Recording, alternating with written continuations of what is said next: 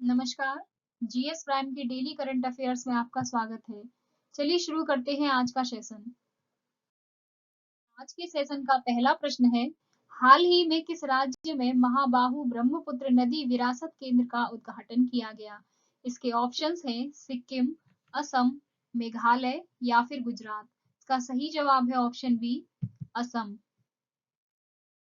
उपराष्ट्रपति एम वेंकैया नायडू ने असम राज्य के गुवाहाटी में राज्यपाल जगदीश मुखी और मुख्यमंत्री हेमंता बिस्वा शर्मा की उपस्थिति में महाबाहु ब्रह्मपुत्र नदी विरासत केंद्र यानी महाबाहु ब्रह्मपुत्र रिवर हेरिटेज सेंटर का उद्घाटन किया। इसके निर्माण के लगभग 150 साल बाद गुवाहाटी के प्रतिष्ठित डीसी बंगले को एक विरासत केंद्र के रूप में जनता के लिए खोल दिया गया। दूसरा प्रश्न है, हाल ही में विश्व कपास दिवस कब मनाया गया? इसके ऑप्शंस हैं 6 अक्टूबर, 7 अक्टूबर, 8 अक्टूबर या फिर 5 अक्टूबर। इसका सही जवाब है ऑप्शन बी, 7 अक्टूबर। विश्व कपास दिवस यानी वर्ल्ड कॉटन डे WCD 7 अक्टूबर को विश्व स्तर पर मनाया जाता है। वर्ल्ड कॉटन डे की शुरुआत कपास 4 देशों के समूह बेनिन, बुर्किना फासो, चाड और माली द्वारा वैश्विक वस्तु के रूप में कपास के महत्व को दर्शाने के लिए की गई थी। तीसरा प्रश्न है, हाल ही में अरविंद त्रिवेदी का निधन हो गया। उन्होंने रामायण के किस पात्र का किरदार निभाया? इसके ऑप्शंस हैं राम, रावण, अंगद या फिर हनुमान। इसका सही जवाब है ऑप्शन बी, रावण।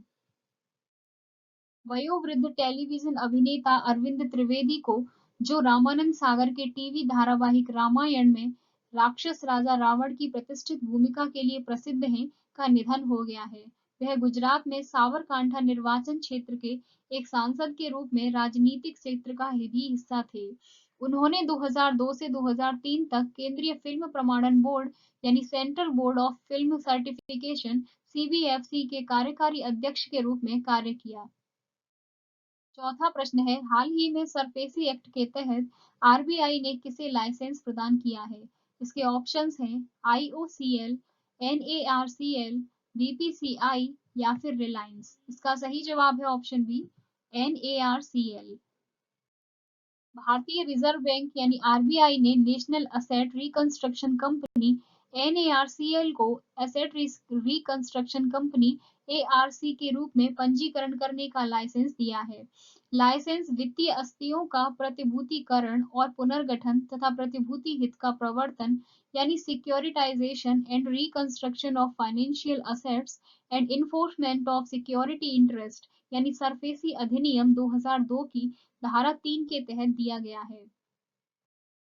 पांचवा प्रश्न है, हाल ही में सरकार ने किस बैंक को प्रत्यक्ष तथा अप्रत्यक्ष कर वसूलने की मंजूरी प्रदान की है? इसके ऑप्शंस हैं yes bank, Kotak Mahindra bank, बंधन बैंक या फिर इनमें से कोई नहीं। इसका सही जवाब है option B, Kotak Mahindra bank.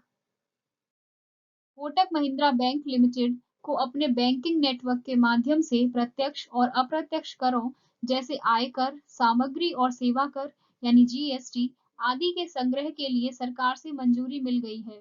इसके साथ ही बैंक वित्त मंत्री निर्मला सीतारमण द्वारा सभी बैंकों को सरकार से संबंधित व्यवसाय में भाग लेने की घोषणा के बाद अनुमोदन प्राप्त करने वाला पहला अनुसूचित निजी क्षेत्र का बैंक बन गया है। छठवां प्रश्न है, हाल ही में वाडा कोलम चावल को GI टैग मिला है, यह किस जिले में उगाया जाता है? इसके ऑप्शंस हैं दानापुर, पालघर, वडनगर या फिर बाड़ा। इसका सही जवाब है ऑप्शन बी, पालघर।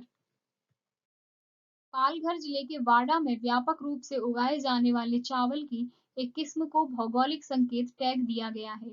इसे एक विशिष्ट पहचान के साथ साथ व्यापक बाजार भी देगा। वाडा कोलम, जिसे जिनी या झिनी चावल के नाम से भी जाना जाता है, पालघर की वाडा तहसील में उगाई जाने वाली एक पारंपरिक किस्म है जिसका दाना सफेद रंग का होता है। सातवां प्रश्न है, हाल ही में किस राज्य सरकार ने मासिक धर्म जागरूकता से संबंधित स्वच्छ कार्यक्रम शुरू किया है? इसके ऑप्शंस हैं मध्य प्रदेश सरकार, आंध्र प्रदेश सरकार, उत्तर प्रदेश सरकार या फिर उत्तराखंड सरकार। इसका सही जवाब है ऑप्शन बी, आंध्र प्रदेश सरकार। आंध्र प्रदेश के मुख्यमंत्री YS जगन मोहन रेड्डी ने मासिक धर्म से जुड़े कलंक से निपटने, महिला व्यक्तिगत स्वच्छता को प्राथमिकता देने और सूचना के स्वस्थ संवाद को प्रोत्साहित करने के लिए स्वच्छ कार्यक्रम शुरू किया है। स्वच्छ अर्थात स्वतंत्रता का उद्देश्य किशोर लड़कियों और महिलाओं में स्वास्थ्य और मासिक धर्म स्वच्छता तक सस्ती पहुंच सुनिश्चित करना है। 8वां प्रश्न है, हाल ही में भारत का पहला ई-मछली बाजार ऐप किस नाम से लॉन्च किया गया? इसके ऑप्शंस हैं फिश मार्केट, फिश वाले, फिश या फिर इनमें से कोई नहीं। इसका सही जवाब है ऑप्शन बी, फिश वाले। असम के मत्स्य पालन, पर्यावरण और वन और उत्पाद शुल्क मंत्री परिमल शुक्ला वैद्य ने भारत का पहला ई-मछली बाजार फिश वाले ऐप लॉन्च किया। इस ऐप को राज्य के मत्स्य विभाग के सहयोग से एक्वा ब्लू ग्लोबल एक्वाकल्चर द्वारा विकसित किया गया। यह मंच मछली पालन करने वाले समुदाय को उनकी उपज का उचित मूल्य दिलाने और बिचौलियों को खत्म करने में मदद करेगा।